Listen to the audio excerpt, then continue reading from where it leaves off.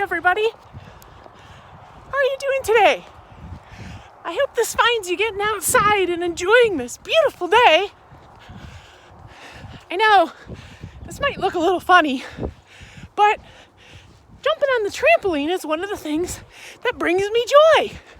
And so that's what we're going to talk about today. Infectious joy. So as I'm jumping here on the trampoline, I want you to think of some things that bring you joy. Lots and lots of joy. Not that just temporary joy from a candy bar or maybe getting an unexpected surprise present, but that kind of joy that lasts and lasts and lasts. I'm gonna get off the trampoline now and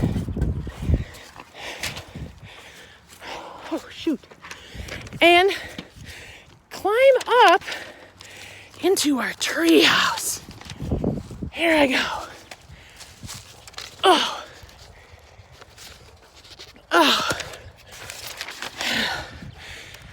Here we go.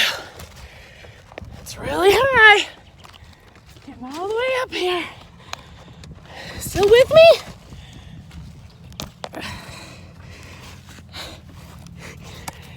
Here we go. Oh, almost there.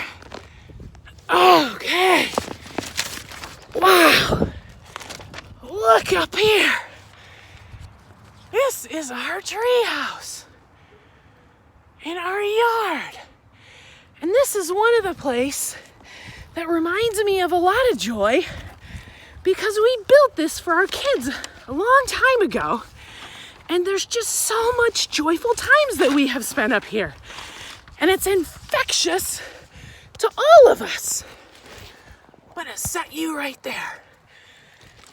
So today, we're just gonna talk about that infectious joy.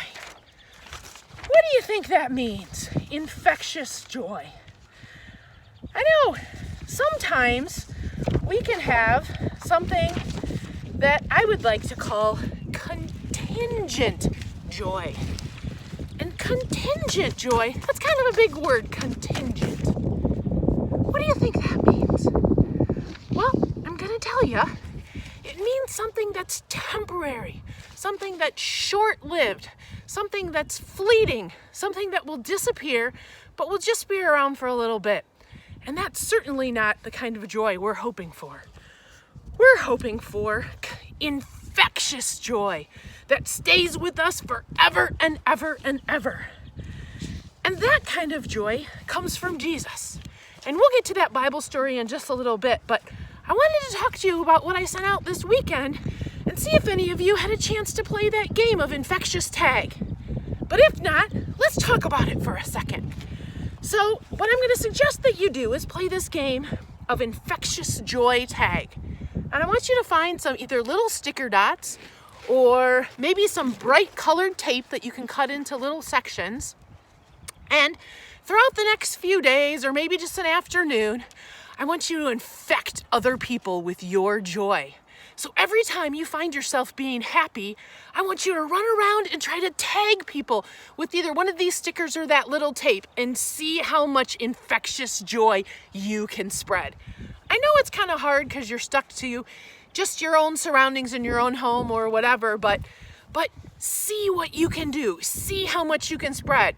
Now ask mom and dad first because I don't want you sticking tape on things like really nice furniture or places where it's not going to come off, and probably not your pet's fur because just like you putting it in our hair, that would hurt.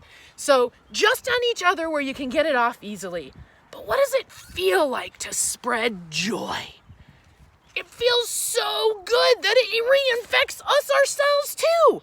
What an awesome thought. So let's talk for a second about people that share joy on a regular basis.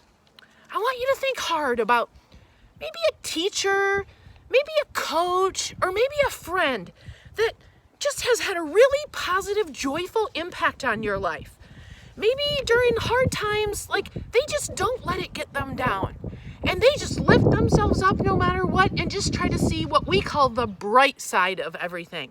Rather than seeing a cup half full, half empty, they see it as half full. Or maybe they see it as just the right amount, even better.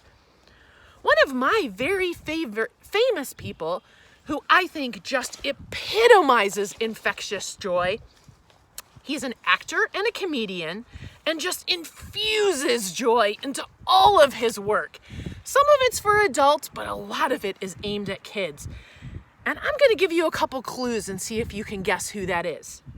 First, he transforms himself with no doubt and fires up a new direction for himself and his family in one of his movies. He comes from a lamp and a board game and keeps us laughing all the way. Nanu Nanu is his greeting, and his bed is an egg. I'll give you a second to guess who it is. Maybe even ask mom and dad if they recognize any of those clues. Who do you think it could be? You guessed it! It's Robin Williams, our favorite genie and resident alien. That's from a show called Mork and Mindy when we were kids. So ask mom and dad about that too. I bet you might be able to find it on Hulu or Netflix. He's filled our lives and TV screens with so much joy and laughter, and it is so contagious. How hard is it not to laugh when other people are just roaring laughing around you? It is so infectious to all of us. See if maybe you can find some of his movies. My personal favorite is Mrs. Doubtfire. It's a great family movie. Pop that popcorn and sit down and watch it together, and then talk about it. But let's jump into our Bible story for now and see what kind of joy we can find in that. Because sometimes God puts it in the most unexpected places. And you know what? I would take our circumstances right now as one of those very unexpected times. Because none of us expected to be doing this. I expected to be getting ready for Palm Sunday coming up pretty soon, and then Easter, and being able to have all of those celebrations together, and an Easter brunch with all the food that we do on a regular basis, and maybe even an egg hunt or building some resurrection eggs. But unfortunately, this time we're not going to be able to do that. But you know what? God doesn't leave us without joy. And in this time, in my life here, at home, have been blessed to have all of my kids at home very unexpectedly. Lauren's home from grad school, Zach's home from work because they're laid off, and Jordan's home from school and all of her sporting events. So the four of us have all of this unexpected time to be able to spend together and share together. And instead of seeing all the things that we're not able to do, being able to see the things that we can just be that piece of infectious joy. So I thank God for that time, even amidst these very difficult circumstances, because I know some people are very, very sick now and don't have that time to be able to spend together with their family. But I wanted to say that I just cherish that extra time. So how are you spending this time at home? Maybe a little bit of schoolwork, maybe not. It depends on what district you're in and what the expectations are.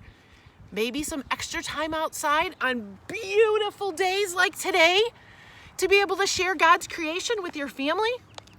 What other ways are you finding joy during this time? Because it would be really easy to just mope and just be frustrated with all the things that have been canceled. Whether it's activities at church or at school or sports or just spring things that you were looking forward to. Maybe big trips for spring break, because I know the grand majority of those have been canceled, and that was certainly unexpected too. But God gives us this time to have that infectious joy time with each other. Let's get back and jump into the Bible and see what Peter has to say. Peter says, "Though you have not seen him, you love him. And even though you do not see him now, you believe in him and are filled with inexplicable and glorious joy, for you are receiving the end result of your faith and the salvation of your souls." So often, we substitute, and we talked about this a little bit ago, that contingent joy. Maybe it's your favorite ice cream that Dad brings home from a toilet paper roll trip to the store. Or maybe it's your favorite toy that you found that you thought was lost. Or maybe it's when mom or dad heard about some special movie that was coming out that they were really looking forward to. Or maybe it's a 16-year-old that gets a new used car from mom or dad to be able to drive. Or maybe even for parents, it's a new job or just planning for all those things that we have control over.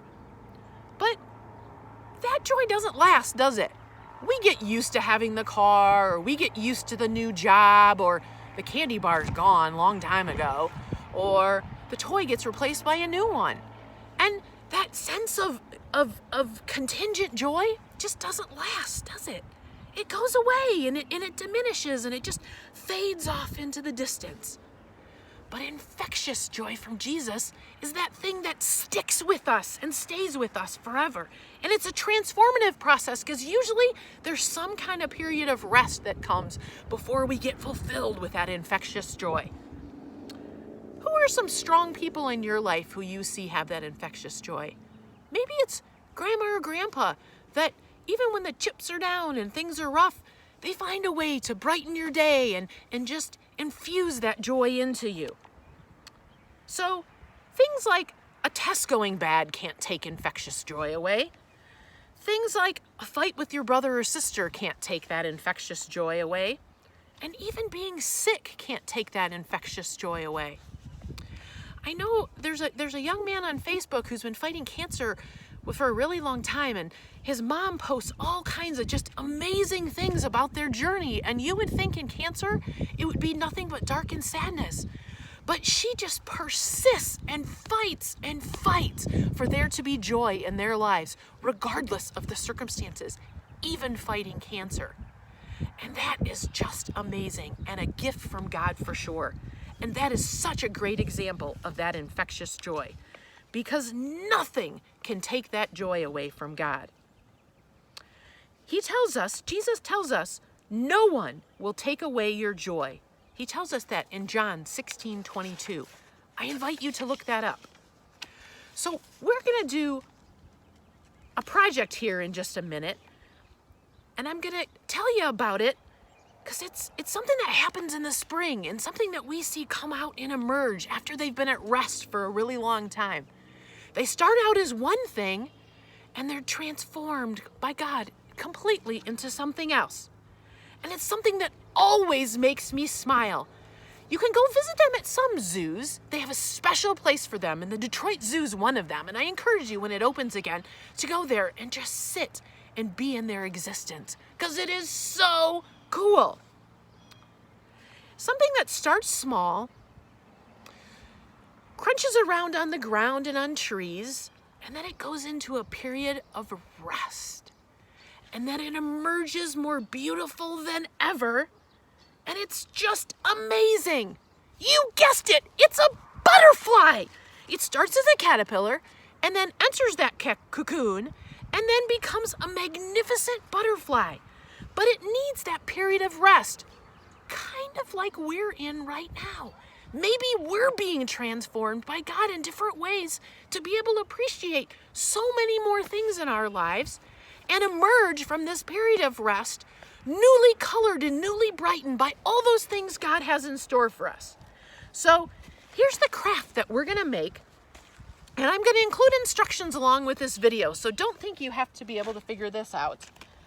But here is our butterfly. We're going to make this today. And this started out as a square piece of paper, and I'm going to show you how to do this. So here's my paper, right here, and I'm going to fold it in half, and I'm going to make some crease lines so you know where to fold. And I'm going to fold it in half again.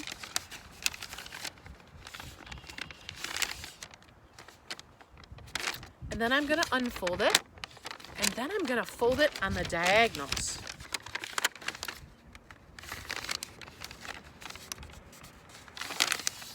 See that? And then I'm going to unfold it, and then I'm going to fold it on the other diagonal. Okay? And then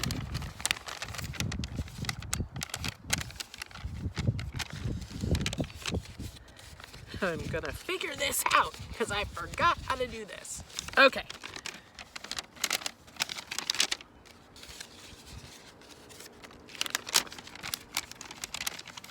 We're gonna fold in the sides like this, and we're gonna make a triangle.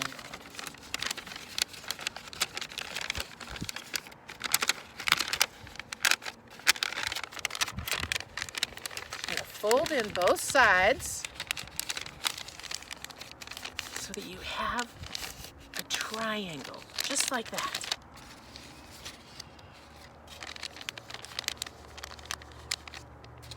Then I'm gonna fold down the middle.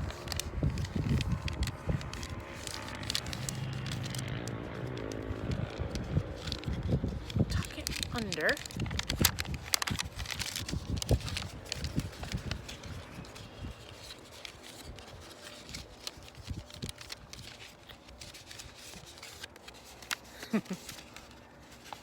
And then I'm gonna, see, we have our triangle, and then I'm gonna fold down the middle. So we have two sets like this, and then I'm gonna fold down two of them and create my butterfly. Look at that. Isn't that cool? And I encourage you to make a whole bunch of these and hang these around and remind us that even during this period of rest, we are being transformed by infectious joy of God and Jesus themselves into something bright and beautiful and contributing to the rest of the world with just their elegance and grace. They're just amazing. So we're going to do one more thing before we close right now. We are gonna become butterflies. So what I want you to do is I want to see your best caterpillar.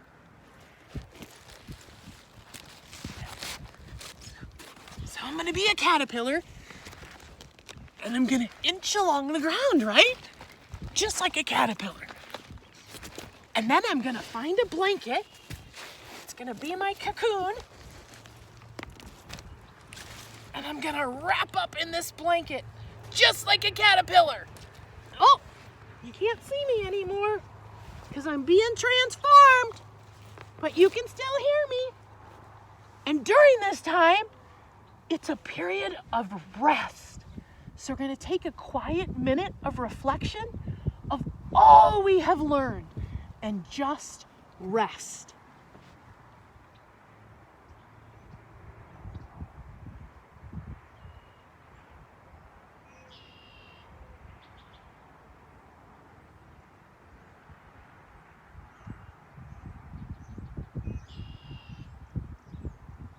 And then slowly, we start to emerge from our cocoon.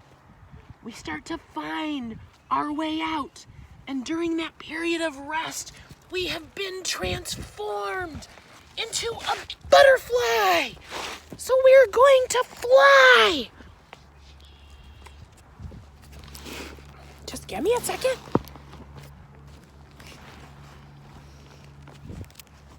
Getting out of the treehouse.